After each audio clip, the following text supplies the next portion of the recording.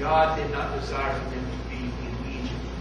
Therefore, Egypt has become a type of sin and bondage and slavery for the people of God. All right, let's look at this. Verses 15 through 22. Pharaoh had said, I want all the men children to be slain. And that wasn't coming to pass like it should have, because the midwives were saving the men, the men babies. And let's look back down to chapter 2. There went a man of the house of Levi, took a wife, daughter of Levi, and the woman conceived to bear a son. And when she saw him, that he was a goodly child, she hid him 3 months. She would no longer hide him. She took for him an ark of bulrushes, daubed it with slime and pitch, put the children therein. She laid it in the flags by the river's brink. His sisters stood afar off to wit what would be done to him. And the daughter of Pharaoh came down to wash herself at the river, and her maidens walked along the river's side. When she saw the ark among the flags, she sent her maid to fetch it. When she had opened it, she saw the child, and behold, the babe wept. She had compassion on him, and said, This is one of the Hebrews' children. Then said his sister to Pharaoh's daughter, Shall I go and call thee a nurse of the Hebrew women? She may nurse the child for thee.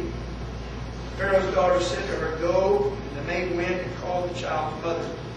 Pharaoh's daughter said unto her, Take this child away and nurse it for me, and I will give thee thy wages. And the woman took the child and nursed him. The child grew, and she brought him unto Pharaoh's daughter. He became her son, and she called his name Moses. And she said, Because I drew him out of the water. I think this is interesting. This is just neat, the way God can turn a situation around. Here this family, they're hiding their son to save his life. And now it's gotten so bad that they're hiding him in the river just to try and save his life. And his older sister was watching over him to make sure, that his little boat didn't get dumped over or whatnot. Eaten by an alligator. They got crocodiles over there. So they're trying to save this boy. And it's just neat the way God can turn it around. Pharaoh's daughter finds the child. The sister goes and fetches the real mom. And now the mom is getting paid to take care of her baby when just a day before she feared for her baby's life. So that's pretty good. You're getting paid to take care of your baby when before you thought your baby was going to be slain. And that's just how God can turn a situation around. Everybody say amen to that. Amen. God can turn a situation around like that. Let's look at this. Verse 11. It came to pass in those days when Moses was grown that he went unto his brethren and looked on their burdens. He spied an Egyptian smiting a Hebrew, one of his brethren. And he looked this way and that way. And when he saw that there was no man, he slew the Egyptian, hid him in the sand. Right here, I believe Moses early on had a calling from God. And he had a burden in his soul to be, he didn't quite probably know exactly what it was God wanted him to do or be, but he felt something. He knew God had something in store for him, I believe. And he had such a burden for his people. And I wonder, why did he have such a burden?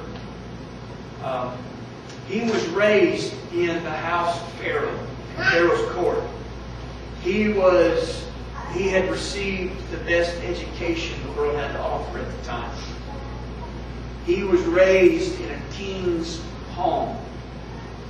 And many theologians believe that he possibly could have been in the place to be the next Pharaoh. So this was a well-educated individual who grew up in the house of Egypt, not just in the house of Egypt, but Pharaoh's house. But what's going through his mind right here? Let's hold our place there. Let's go to Hebrews 11, chapter 23.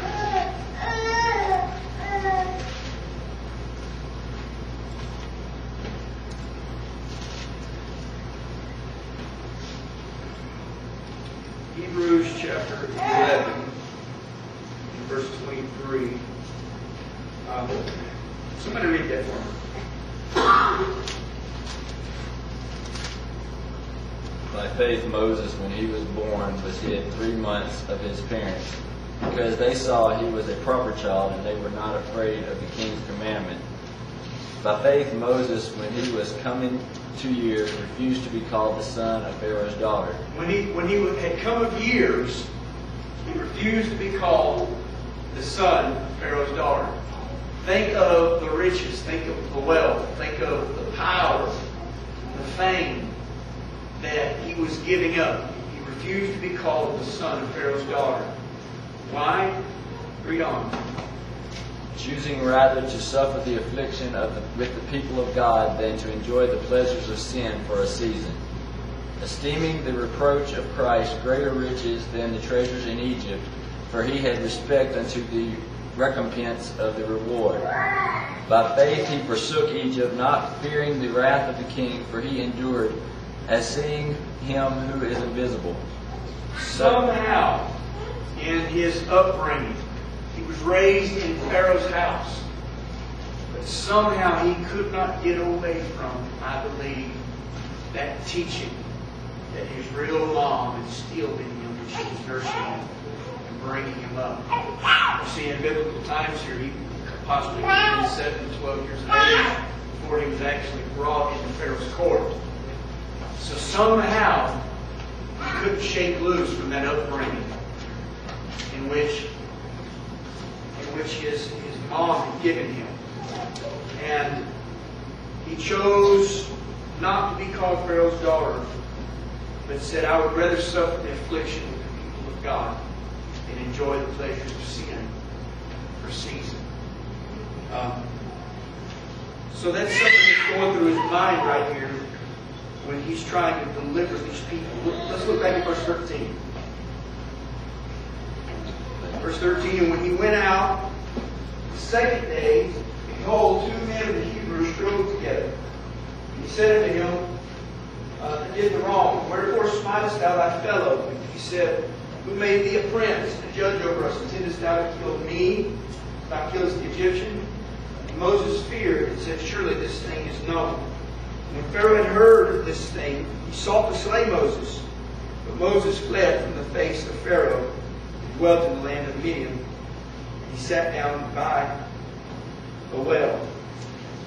And here Moses, he was 40 years old when he fled Egypt. He goes to Midian and he marries a wife and becomes a shepherd for 40 years. Everybody follow me here? Yes. Oh, thank you. Thank you. I want to make sure somebody's with me. He's keeping his father-in-law's flock. And something happens